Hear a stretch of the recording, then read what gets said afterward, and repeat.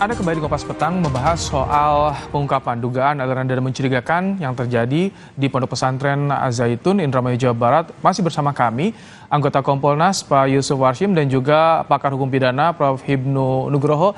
Pak Yusuf, tadi sebelum jeda, bisa proaktif tidak Bareskrim agar proses ini berjalan cepat juga karena dinantikan publik nih penyelesaiannya soal aliran dana ini terutama? Dalam hal dugaan kepemilikan rekening yang cukup banyak atas nama diduga Panji Gumilang ini, Pak Menko Polhukam selaku Ketua Kompolnas kan telah memberikan cukup atensi terhadap ini, sehingga kami Kompolnas tentu sebagai pengawas eksternal kepolisian ya mendorong agar soal dugaan kepemilikan rekening yang atas nama diduga Panji Gumilang ini untuk proaktif Bareskrim meminta LHA ke PPATK, karena kan bagaimanapun berdasarkan undang-undang terkait dengan tindak pidana pencucian uang ini kan leading sektornya dari PPATK. Rekening dimiliki lebih dari satu, tentu kan harus ada analisis apakah ini masuk dalam transaksi yang mencurigakan, kepemilikan rekeningnya tidak sesuai dengan profil pemiliknya, kan ini perlu ada laporan hasil analisis, Mas Ibrahim. Kalau memang belum ada, karena ini menjadi perhatian publik juga, dan Pak Menko Polhukam selaku Ketua Kompolnas juga telah menyebut adanya rekening-rekening yang diduga dimiliki oleh diduga Panji Gumilang, kami kira perlu proaktif Bareskrim untuk meminta laporan hasil analisis ke PPATK, kalau belum ada. Prof. Hipnu, bagaimana Anda melihat proses di Bareskrim kemarin dan juga PPATK ya? Kan kemarin diumumkan ada ratusan rekening, PPATK langsung bilang sudah diblokir. Bagaimana Anda melihat? Ini cukup cepat, Prof. Hipnu? Cukup cepat, karena jangan sampai terhadap pengalian lagi. Ini kita harus diperhatikan. Oleh karena itu, kita apresiasi PPATK cepat adanya memblokir, terutama adalah rekening-rekening Pak Panji. Itu yang harus kita pahami, karena dugaannya adalah terhadap Pak Panji, bukan institusi. Sehingga institusi tetap masih pada seperti apa adanya untuk kelancaran pendidikan pendidikan keagamaan. Ini yang harus kita apresiasi. Oleh karena itu, dalam hal ini memang suatu yang menarik sekali. Jadi jangan sampai kita harus juga TPPU harus jelas sebagai bentuk pembelajaran, karena penegakan hukum itu sebagai aspek pencegahan. Penindakan berdimensi pada pencegahan. Oleh karena dengan pencegahan ini kami harapkan PPATK juga melihat, tindak pidana apa, dari mana, untuk apa asalnya. Sehingga dari aspek ini akan meminimalisir lagi terhadap potensi-potensi terhadap pencucian yang lain. Itu Mas Bro. Ini yang menarik. Karena potensi-potensi TPP yang lain saya kira juga banyak.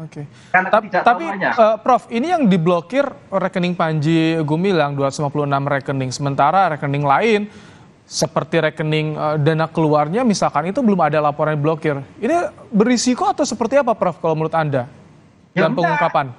Enggak, karena yang jadikan dugaan sebagai pelaku kan Pak Panji. Jadi Pak Panji, sehingga segala akibat yang berkaitan dengan Pak Panji itulah yang akan ditindaklanjuti oleh Bareskrim, kan gitu. Jangan mengkaitkan dengan institusi untuk kegiatan belajar mengajar. Wah, bisa kolab nanti pembelajaran. Oleh karena itu, kalau dengan Pak Panji kan kita melihat sebagai seseorang sebagai tersangka itu kan melihat orang, Mas. Orang, barang siapa? Setiap orang atau orang-orang. Dengan orang-orang itu adalah harta, aset, rekening atas kepemilikan Pak Panji. Di luar itu jangan sampai, kan gitu loh. Baik, Pak Yusuf, biasanya seperti apa mekanisme yang dilakukan antara Bareskrim dan juga PPATK kalau ada dugaan aliran dana yang mencurigakan? Ini perlu berapa lama untuk menganalisis dari PPATK biasanya, Pak Yusuf?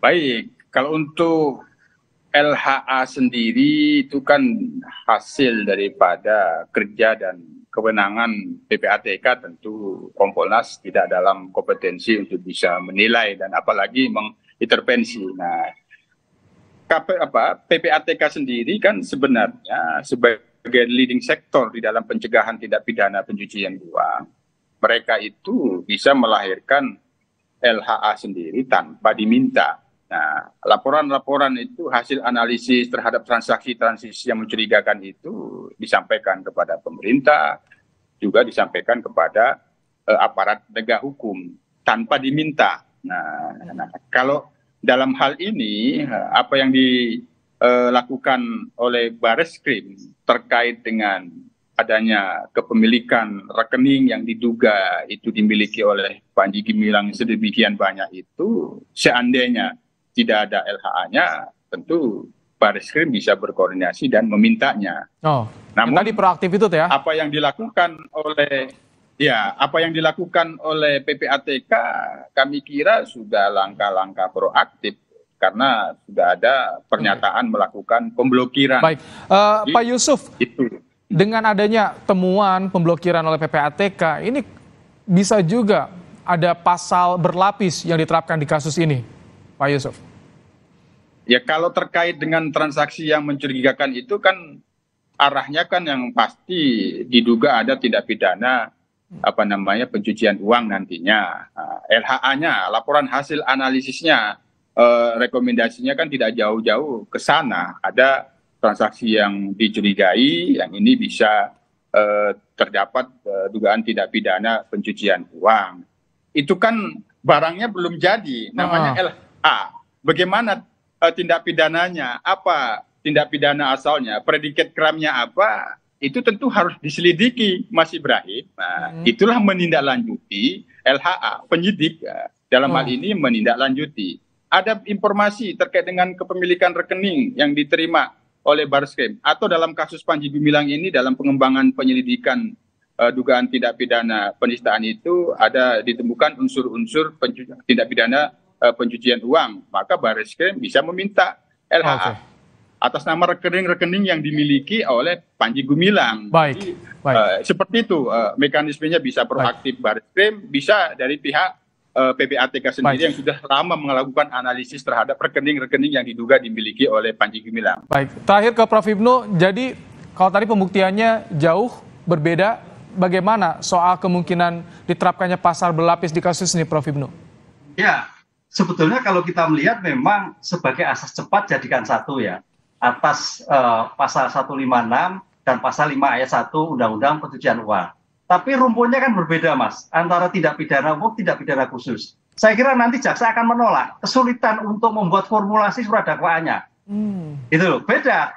Penistaan satu tindak pidana ekonomi. Oleh karena itu suatu yang sangat jauh.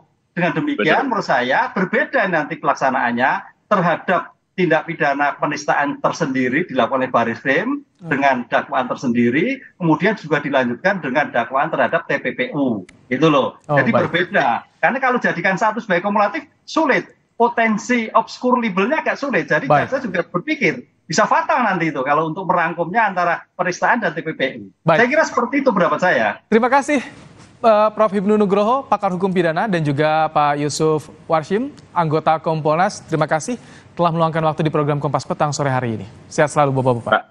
Selamat sore, salam sehat.